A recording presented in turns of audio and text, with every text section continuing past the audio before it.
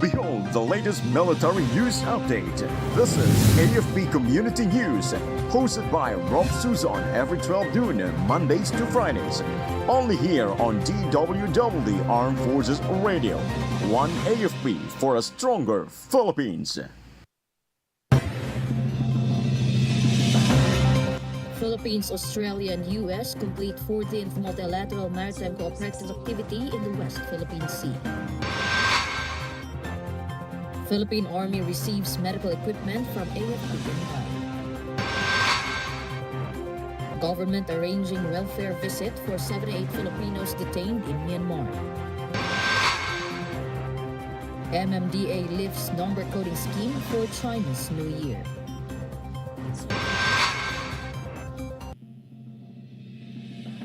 Good day, everyone, especially to our troops at Camp Emilio Aguinaldo in Quezon City. Today is Tuesday, February 17, and this is AFP Community News, your source for the updates on the armed forces and other developments across the country. In behalf of Prof. Susan Abay, this is Jhai Simbajon, here to bring you today's stories.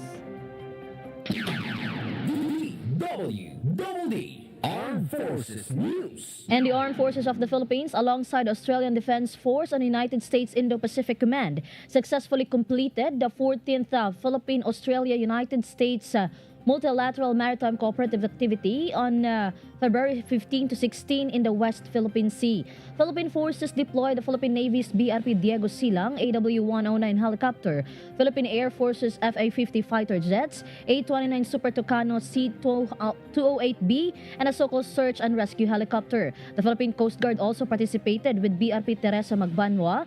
Meanwhile, the ADF had deployed HMAS Toowoomba with an embarked MH-60R helicopter and a P-8A Poseidon Maritime Patrol aircraft, while the U.S. and the PACOM sent USS Dewey alongside a P-8A Poseidon.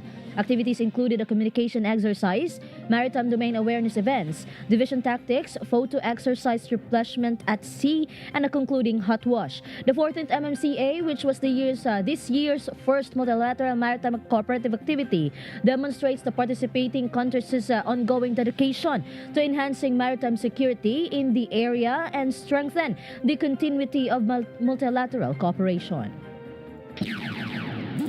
DWDD Armed Forces News. And the Philippine Army received pulmonology and ophthalmology equipment from the Armed Forces and Police Mutual Benefits Association, incorporated in a ceremonial handover ceremony at the headquarters Philippine Army, Fort Bonifacio, Taguig City.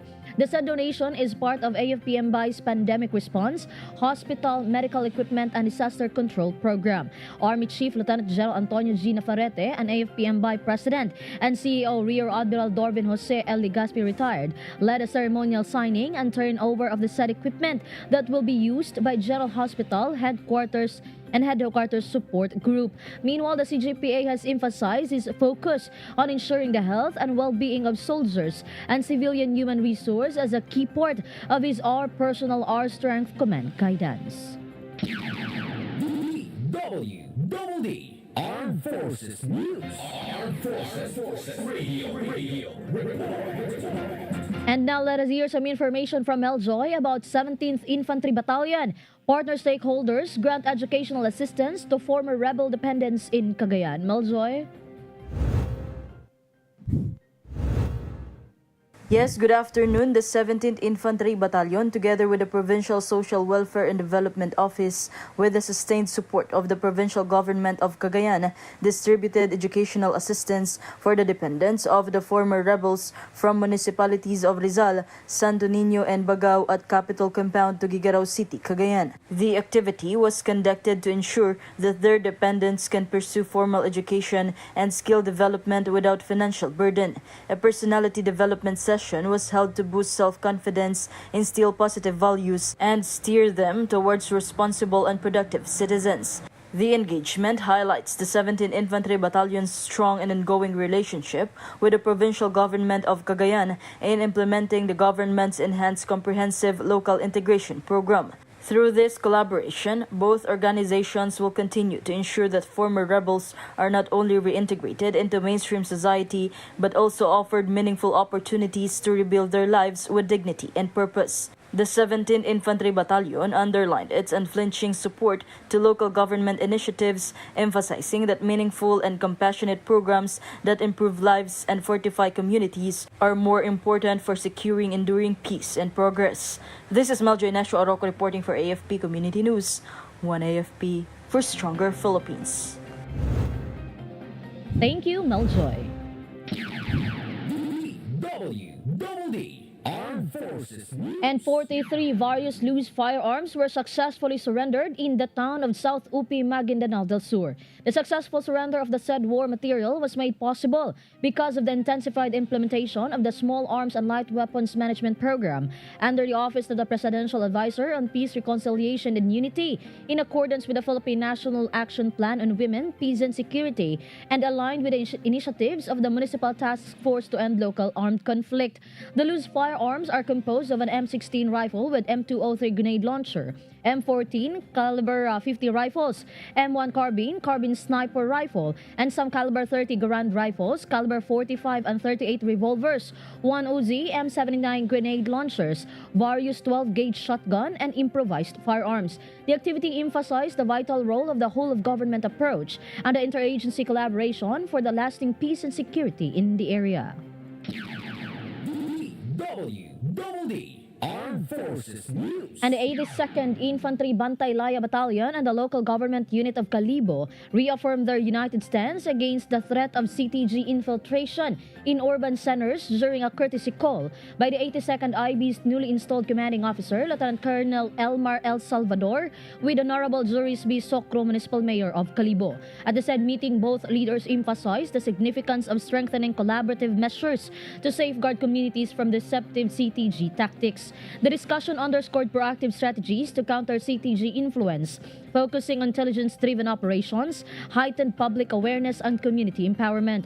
This alliance stands as a testament to the power of unity in advancing progress and protecting the peace that every citizen deserves.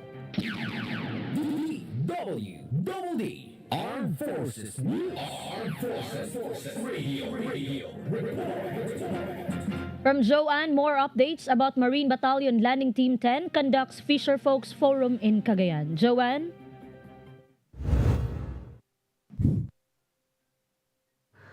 The Marine Battalion Landing Team 10 of the 4th Marine Brigade conducted Fisher Folks Forum in Barangay Bangian, Abulug, Cagayan as part of the continuing civil-military operations effort. The activity, organized in collaboration with local barangay officials, aimed to strengthen cooperation between coastal communities and security forces in sustaining the monitoring and protection of maritime areas. The forum emphasized the vital role of fisher folk in safeguarding coastal resources, promoting maritime security, and supporting government efforts against illegal activities at sea. During the engagement, the unit incorporated an information dissemination campaign on the West Philippine Sea to enhance public awareness of the country's sovereign rights and maritime entitlements. The activity also served as a venue for dialogue between military personnel and community members, reinforcing partnership, mutual trust, and shared responsibility in maintaining coastal security.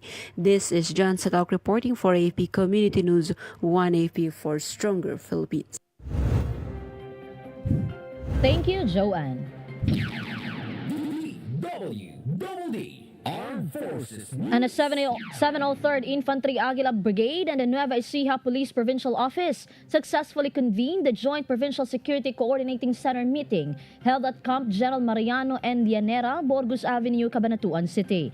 The meeting focused on the prevailing peace and order situation, intelligence updates, synchronization of security operations, and an alignment of priority programs to address current and emerging threats within the province. 703rd Commander Brigadier General Eugenio Julio Osayas IV highlighted that the two forces' strength lies in their unity and shared commitment to protect the people of Nueva Ecija, and through coordination, timely intelligence sharing, and synchronized operation, they can effectively address security challenges and sustain the gains we have achieved.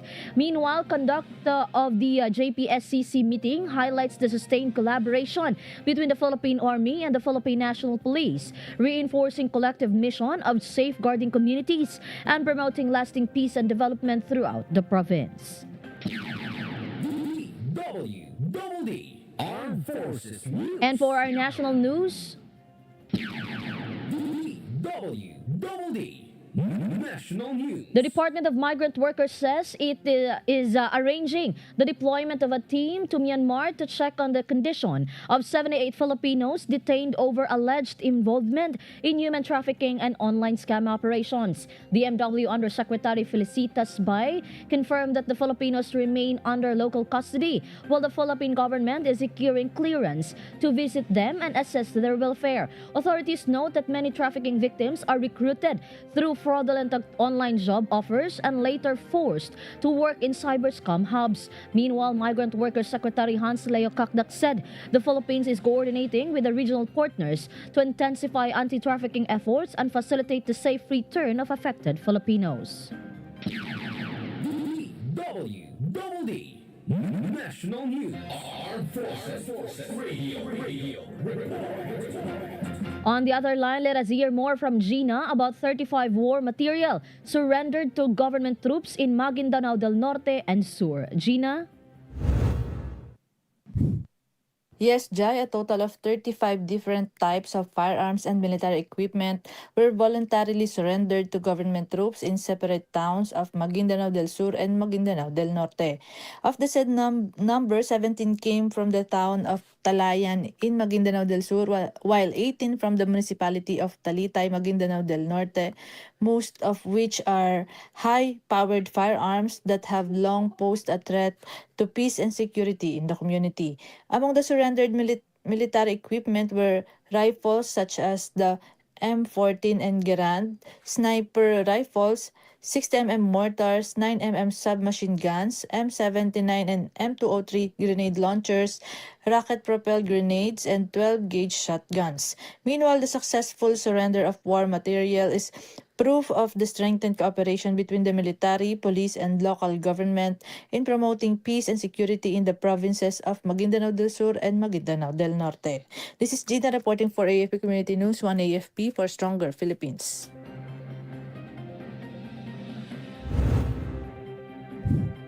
Thank you, Gina.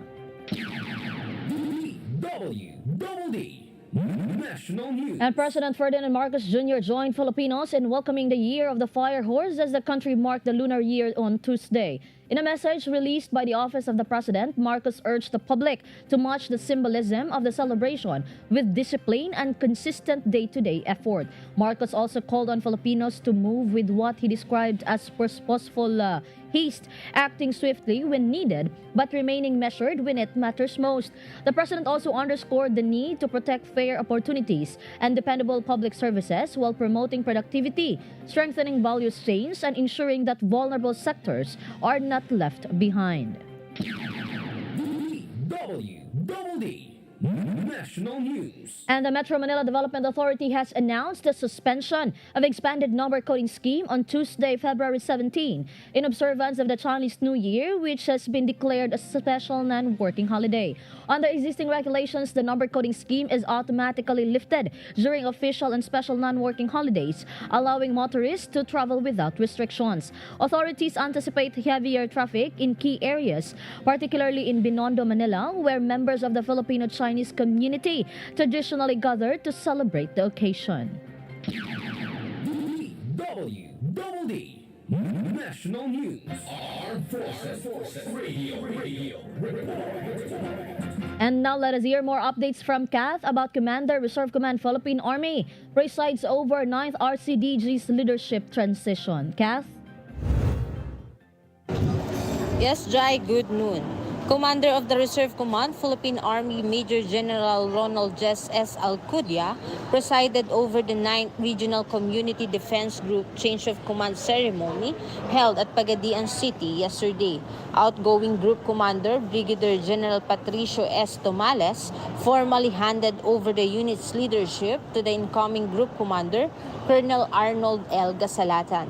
During the ceremony, the symbolic passing of the unit colors was performed, a ritual that represents the seamless continuity of authority and the heavy responsibility of leading the citizen soldiers of the Zamboanga Peninsula, Misamis Occidental, and Sulu.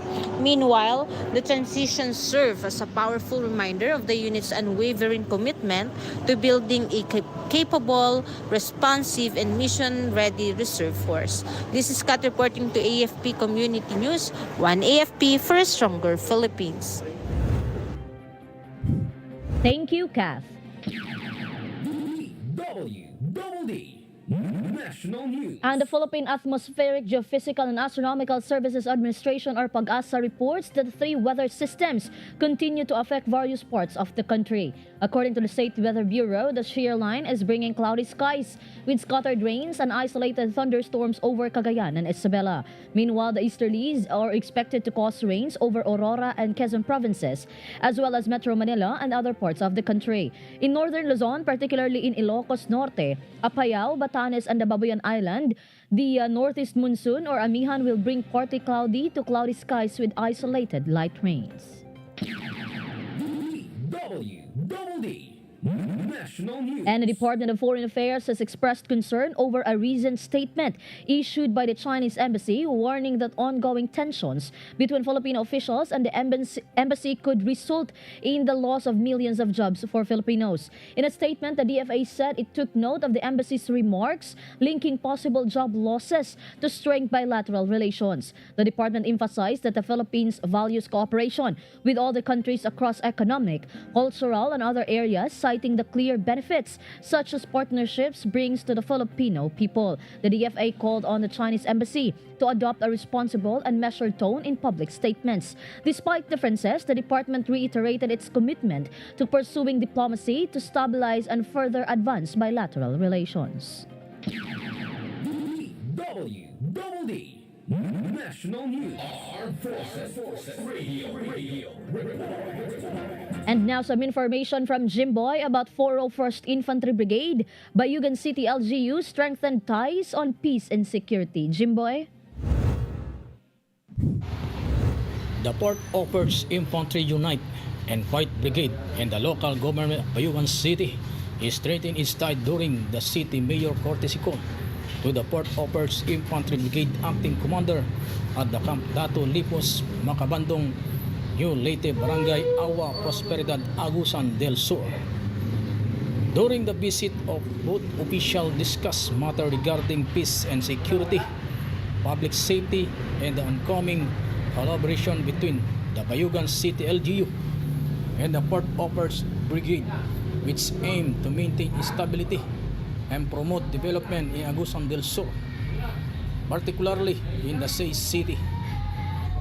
Port Offers Infantry Brigade Acting Commander Colonel Glenn Joy U. Ainera expressed his gratitude for the local government continuous support and emphasized the vital role of a strong civil-military relation in sustaining lasting peace and order in the province and neighboring communities.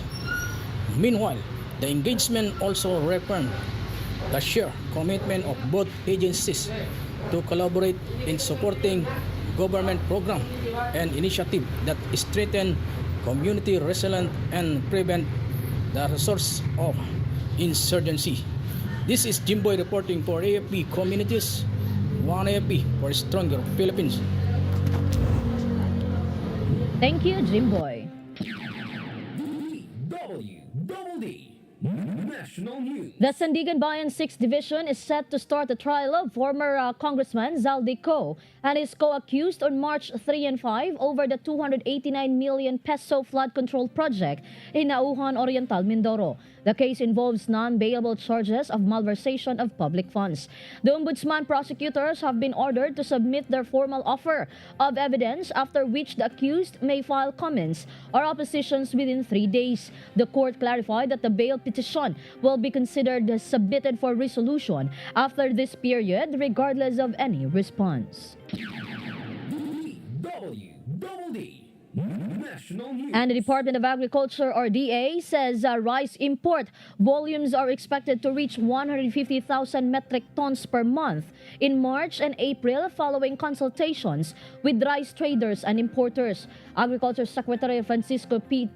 Chu Laurel Jr. explained that the projected shipments are significantly lower than the usual monthly average of 400,000 metric tons, as importers agreed to scale back to deliveries to allow for the domestic domestic harvest season.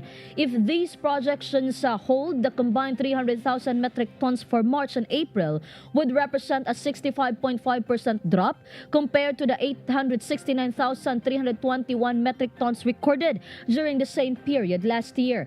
That data from the Bureau of Plant Industry shows that from January 1 to February 5, rice arrivals reached 409,377 metric tons, below the expected 600,000 and 13,700 metric tons for the first 2 months of the year.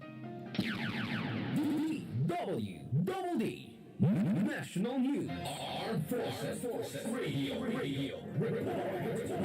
And now let us hear more from Leonor about MCSP and MCSSP operators completes refresher training in South Cotabato. Leonor?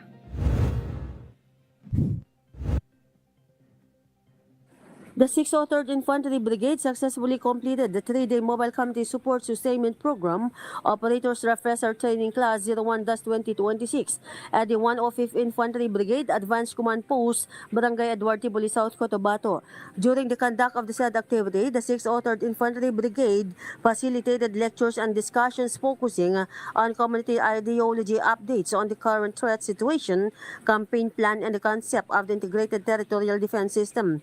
Meanwhile, the activity forms part of the brigade's continuing effort to sustain operational momentum and ensure mission readiness, particularly in preparation for the deployment of augmentation forces from the 6th Infantry Redskin Battalion for the conduct of MCSSP in the 105th Infantry Savula Battalion's area of operation. This is Leonor Tadap reporting for FP Community News, 1FP for Stronger Philippines. Thank you, Leonor. DWDD National News. And the Land Transportation Office has imposed penalties on 3 driving schools in Tarlac for allegedly violations of driver education and certification standards. According to the LTO, 2 of these schools are first-time offenders, while the third had previous violations in 2024 and earlier this year. Allegations against the schools include the irregular issuance of practical driving course and theoretical driving course completion certificates, failure to conduct the required training hours, and even providing examination answer keys to students. 2 of the driving schools were fined 50,000 peso each and had their accreditation suspended for 6 months, while the third school, which committed multiple violations, was fined 250,000 pesos and had its accreditation suspended for 2 years and 6 months. The LTO also reminded the public of its One Strike Policy Memorandum, emphasizing the need to protect public safety and maintain the integrity of the driver licensing system. DWDD National News. And over 200 kilos of dried marijuana with 33 million pesos were seized from 4 plantation sites in Kibungan, Benguet. Authorities from the Philippine Drug Enforcement Agency in the Cordillera Administrative Region recovered a total of 275 kilos of dried marijuana stalks, leaves, and fruiting tops. The seized narcotics were documented and burned on site, with samples submitted for further testing. PNP Chief Police General Jose Melencio Nartates Jr. said the PNP will ramp up its efforts and dismantle more marijuana production areas in the Cordillera region. DWDD National News. Armed Forces Radio. From our reporters on the ground, updates from Erica about 11th Infantry Division conducts donning of ranks for newly promoted personnel and welcomes newly assigned officer. Erica? Yesterday, the 11th Infantry Division conducted a donning of rank ceremony for newly promoted enlisted personnel and formally welcomed a newly assigned officer during its flag raising ceremony at Kuta General Rodolfo Bautista at Barangay Busbusolo, Sulu. Brigadier General Gregorio S. Neveras, General Officer in Charge and representative of Major General Leonardo Peña, Commander of 11th ID, led the ceremony and recognized the promoted individuals. During this activity, the division also welcomed Captain Joanne Elizabeth Chua, who will serve at Kuta General Rodolfo Bautista Station Hospital. Meanwhile, the activity reflects 11 ID's continuing commitment to professional growth, troop welfare, and mission readiness in support of peace and development in its area of responsibility. This is Erica reporting for AFP Community News, 1 AFP for Stronger Philippines. Thank you, Erica. DWDD National News. And for our final news, analysts warn that ending VAT exemptions for senior citizens, private schools, and healthcare providers could be socially harmful, even if it boasts government revenue. The Organization for Economic Cooperation and Development recently suggested phasing out these exemptions to optimize tax collections.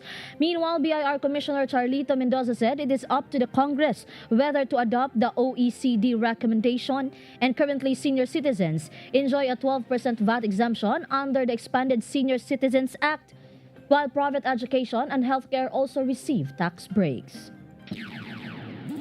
DWDD National News. And that's all for today's broadcast. Thank you for joining us, especially to our audience in our DWDD AFP Radio Facebook page. Don't forget to tune in tomorrow for more updates, same time, same station. Again, this is Jhai Simbajon for AFP Community News, one AFP for a stronger Philippines. Behold the latest military news update. This is AFP Community News, hosted by Rob Suzon every 12 noon, Mondays to Fridays. Only here on DWDD Armed Forces Radio. One AFP for a stronger Philippines.